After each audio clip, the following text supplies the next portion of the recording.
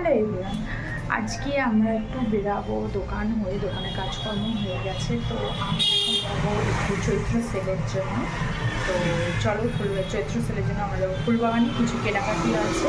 তো চলো ফুলবাগানে গিয়ে দেখা হচ্ছে।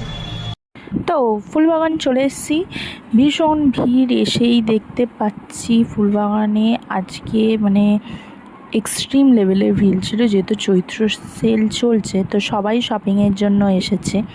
তো আমরাও এখানে রাস্তা দিয়ে যাচ্ছি, এত ভিড় ছিল মানে জাস্ট যাওয়া যাচ্ছে না। তো এখানে সব দেখতে পাচ্ছ দোকানপাট নিয়ে সবাই বসেছে, কেউ বিভিন্ন রকমের জামা কাপড়, নাইটি, শাড়ি সমস্ত কিছু নিয়ে বসেছে। তো আমার মেনলি পুজোর জন্য দুটো জিনিস কেনার ছিল, শাড়ি আর ধুতি। তো আমি শাড়ির দোকানে গেছিলাম, গিয়ে দেখছিলাম এখানে এই জামদানি শাড়িটা খুব সুন্দর আমার লাগছিল, আরও কটা দেখছিলাম। তো কোনটা নেওয়া যায় ওটাই একটুখানি কনফিউজড। আর এখানে দেখতে পাচ্ছ খুব হ্যান্ডলুমের খুব ভালো ভালো শাড়ি এখানটায় আছে।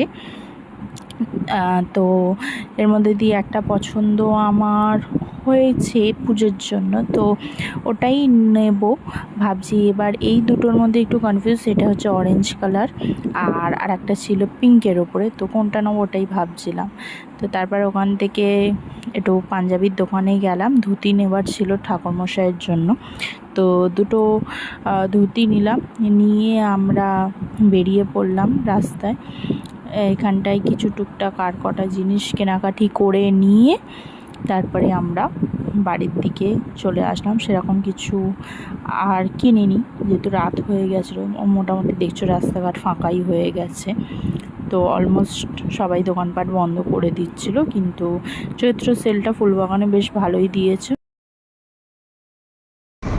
আমাদের শপিং কমপ্লিট, এবার আমরা যাচ্ছি বাড়ির দিকে। তো আজকের ভিডিওটা এখানে